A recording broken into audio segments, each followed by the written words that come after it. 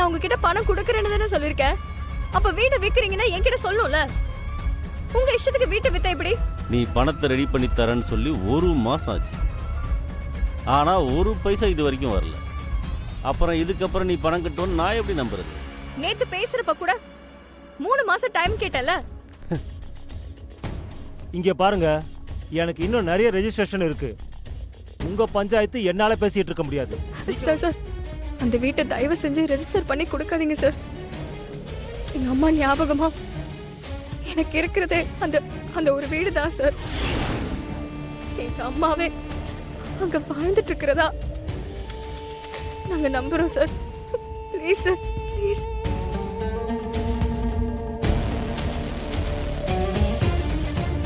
நீங்க வேணா ஒண்ணு பண்ணுங்க. இந்த ரெஜிஸ்ட்ரேஷன் அமௌண்ட் 15 லட்சம். அதுல 5ல ஒரு பங்கை அட்வான்ஸா அவங்களுக்கு கொடுத்துருங்க. இன்னைக்கே கொடுத்துருங்க. ரெஜிஸ்ட்ரேஷனை நான் தள்ளி வைக்கிறேன். இன்றே டவுன்லோட் செய்து உங்கள் ஃபேவரட் ஷோக்களை என்ஜாய் பண்ணுங்க.